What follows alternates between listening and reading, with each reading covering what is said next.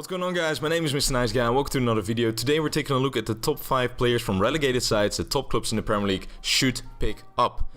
Quick disclaimer, this is my opinion. I'm just a normal football fan. I'm not an expert on football. I'm not even from England. I'm from the Netherlands. So if you have a different opinion, just let them know in the comments. I don't care. This is just my opinion. I like these players. I think they should be picked up. If you think that they could go to a different team or a better team, or they're not suited to the team I'm going to transfer them to, just let me know in the comments and agree to disagree. It's fine. We all have our opinions. This is mine. This is my list. This is something I do for fun. So let's not take this too seriously, okay? Shall we? I felt like doing a more chilled video today, so we're just sitting in my living room today discussing this list. It's just for fun. It's something I want to do more. I want to discuss more real life football things because I'm a big football fan, and these kind of lists just make it more fun for me. It's my channel. I do whatever the fuck I want. If you would like this kind of content, please let me know. Hit the like button, subscribe for more, and let's get going. So these stats come from who scored. I will link them down below. All the stats I use in this video will be from them. Also, I am going to incorporate a little bit of Football Manager into this video. I did actually transfer the players that I listed for the amount I think they're going to cost in Football Manager, and I simulated 5 years into the future, so we can actually check out, and while we are doing this list we can check out how well they did. So the first one on my list is Max Aarons, the right back from Norwich City. He's 20 years old, he's English, he had 40 appearances this year, scoring 0 goals and 1 assist. It's fair to say he didn't have the best season, but it's also his first season and he's a really young kid. He's only 20 years old. So it's fair to say that the whole squad of Norwich didn't have the best time in the Premier League. They didn't look like staying up from the get-go, so it's unfair to just judge him for it. He seemed to be alright. He needs to develop a little bit more. If you take a look at his stats, Who Scored gave him a 6.55 average for the whole season over all competitions. He had 0.6 key passes per game, 0.4 crosses, 1.3 tackles, 1 interception, 2 clearances and 1.3 dribbles. These stats aren't that great, but I think he can be developed into a really attacking fullback. He seemed to have some potential. I actually transferred him to Tottenham because I think they can use someone who's going to take over from Alli at some point. I think I transferred him for like 20 million or so. If you look at him, he's still at Tottenham right now. He did all right. I don't have the stats before me, but you guys can see how he did. I think he stayed at Tottenham for the 5 years that he played there.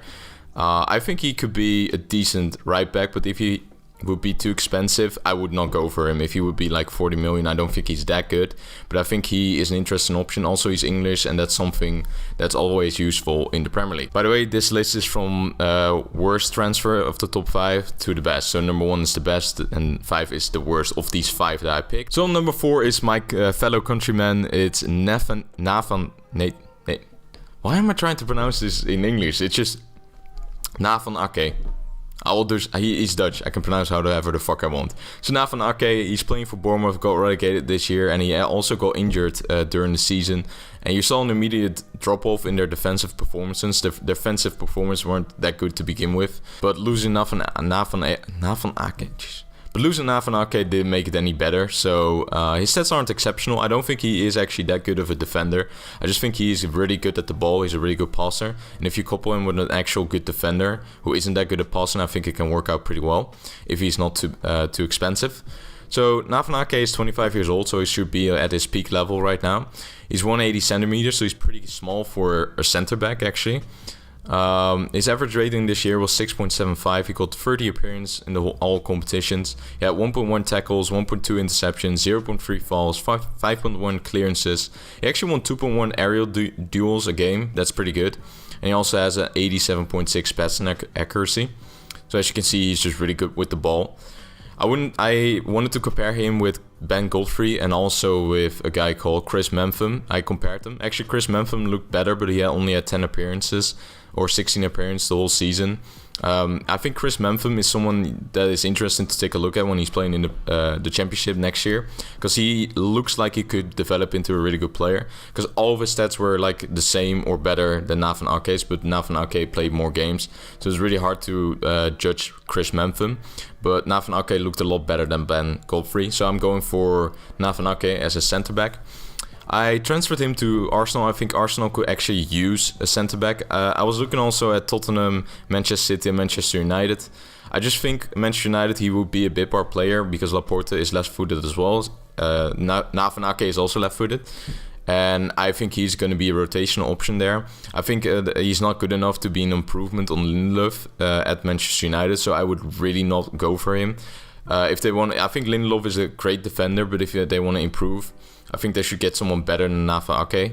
I think Nathan Ake is just a rotational option, and they don't really need that Manchester United. I think they need someone better than Lindelof if they want to go forward. Tottenham would also have been a good one. I think they really need a central defender, but I think Nathan Ake is actually going to be quite expensive, and I just don't know if they're going to spend that money. The same could be said for Arsenal. Arsenal are not known for spending money, but I just think that they will go for more than like a Tottenham will. It's just preference. You might have a different opinion. Also, I already transferred Marcus Irons to Tottenham, and I didn't want to do two players at the same club. So I actually sent him to Arsenal. I think Arsenal are really bad in defense. They got one defender coming in whose name escapes me right now, but he comes from France. He seems to have loads of potential. But I think Nathan Ake would be a good improvement. And you have two centre-backs that are pretty good. Nathan Ake being a little bit more of the passer. So Saliba is also coming in at Arsenal. I think he is an exceptional good defender. He's also good with the ball at his feet. I just think Nathan Ake would fit in really well at Arsenal. I think Arteta can improve him, as you have seen with players like David Luiz and Socrates. He's an improvement on those players. So I think it would be nice to get him in. I think he's going to cost around 40 million. He's going to be one of the more expensive players on this list. That's why I don't have him ranked up high in my list. He's on the 4th place. He's on the 4th spot for a reason. That's because he's going to be one expensive player. I think he's going to do all right. You guys can see his stats now on Football Manager. I can't. I don't have a screenshot in front of me. I think he transferred pretty quickly to Barcelona, and then he went to Juventus, where he is actually a starter. So he's not going to, apparently he's not going to have a long career at Arsenal. But I think if you get him now, you can actually have a good defender for 5 years. So I think it would be a sensible move for Arsenal to go and get him. I think there are better options besides him in like France or whatever, or in Germany. It just depends on what kind of player Arsenal are looking for. But if you look at the relegated size right now, if you can get him for a good price, if you get him for like 30 million, I think he's going to cost more. If you can get him for like 30, 20 million, I think he would be a good pickup. So number 3 on my list is Ismaila Sarr. I'm sorry for the pronunciations, it's difficult for me to pronounce. He's a 20-year-old Senegalese right winger from Watford. He's 185 centimeters, and he actually had 32 appearances this year, scoring 6 goals and 4 assists with an average rating of 6.71. I actually saw him play against Liverpool, I think, when he destroyed them. And he's one of those players that just had to settle in England. You have seen it before. It's just a difficult league, and he had to settle in. But when he got going, he was really, really, really impressive. I think it's not realistic that he's going to leave Watford. I think Watford are just really hard to deal with, and I don't think they're going to sell him. They paid a lot of money for him, so he's going to be expensive. But I think there's really potential for him to be great. So I transferred him to Liverpool because I think he could be a good rotational option right now for Salah and Mane. And I also think you can work him into a really good player. He's still really young, and he showed promise in his first season.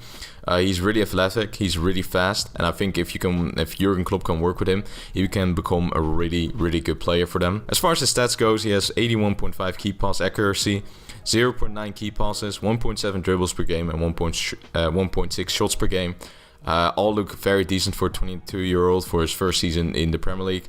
And if you can pick him up for like 35 million, I think he would be a good pickup because he shows real big potential. Second on my list is Gerard Deulofeu. I think the only downside for Gerard Deulofeu is that he is a kind of a dick.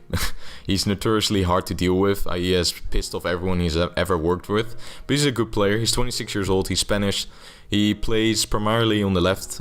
He's 177 centimeters. He had 30 appearances this year, 4 goals and 5 assists, which is a really good return for a relegated side. So I transferred into Leicester. I think they can use a rotational option there. Also, they play with Barnes, who's a young kid, and he turns to being inconsistent like most young kids are. So I think they could use someone who has proven to be good in the Premier League. He has always been proven to be a good player, in my opinion. Only at Everton he wasn't that great. If you can pick him up for a low transfer fee, which I think you can do because he's on high wages, so I don't think they're going to be that difficult to negotiate with. I think they want to sell. I think he would be a good pickup. As far as his stats go, he had 80.2 key pass accuracy, 1.6 key passes, 2.2 dribbles, and 2.3 shots per game. I can't remember how he did it in Football Manager, but I think he did all right. Actually got transferred to Valencia at some point. I think that Football Manager simulated him pretty well. I think he's just going to be a decent contributor to the team. I think he's just going to be good. I don't expect him to be amazing and get him to the title, but I think he can help them with their Europa League season next year, and also maybe get back into the Europa League again, because I don't think they're going to get to the top 4 anyway. I think Chelsea and Manchester United have picked up with their transfers, and their form has been really good. So I don't think Leicester's going to push them out of the top 4. I think Leicester's going to fight for Europa League, which is going to be difficult, with Tottenham probably going to be who are probably going to be better next year. The same counts for Arsenal. I think they're going to be better next year, and Wolves is also a really good team. So it's going to be difficult, but I think Deulofeu can help them achieve Europa League next year. So number 1 on my list is Ismaila Buendia. I think he's way too good for Norwich, and he needs to be picked up. He's the only player I would definitely say is good enough for top side in the Premier League. I don't even think he should be a rotational option per se. I think he can actually chip in right away. He's really good. His stats look really good. He's 23 years old. He's Argentinian. He can play on the right and he can play on the left. He's 172, so he's quite small. He had 39 appearances this year, scoring 1 goal, but getting 7 assists. His average rating is 7.108, which is much better than anyone else on this list. His pass accuracy is only 80%, so that needs to be improved. But he had 2.3 key passes per game, 2.8 dribbles, and 1.1 shots per game, which is quite good. His shots need to go up as well, but I think he's young enough to get that into his game. And I think he would be really good at Manchester United, so I transferred him to Manchester United. I think he would cost around, 30 million. So I think they should really go for Buendia if they can't get Sancho. I think he will be a cheaper alternative. He can play on the right, he can play on the left. I don't think he's going to be a starter per se. I think he's going to fight with Greenwood, who is more talented in my opinion than Buendia. But I think they should fight for a spot in the first team. But also Buendia can be a really good option from the bench. He's much better than Lingard. I just don't know what Lingard is doing at Manchester United. I don't think he's a good player at all. And I think Buendia would be a good, sensible pickup for like 30 mil. I don't think he's going to cost that much. And I think he would be a great rotational option who also can just, if someone gets injured, he can be in the first team. And I don't think there's that big of a dip in quality. He did really well at Manchester United, and for some reason at some point they loaned him out and he got like 20 assists for Napoli, which is amazing. Like, that's insane. I've not seen someone perform that well in Football Manager in terms of assists for a long time. And then he got back to Manchester United and he was decent. But at the time that I stopped simulating, he's actually transfer listed for some reason. I don't know. I didn't look at it. But I think in real life he would be a really good pickup. He's a really creative player who also can play, in my opinion.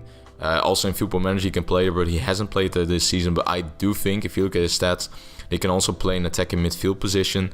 So you can actually rest Bruno Fernandes from time to time and play him there. He would be a sensible player that just could do so much for your side. He can play on the left, he can play on the right, he can, I think, play at the attacking midfield spot.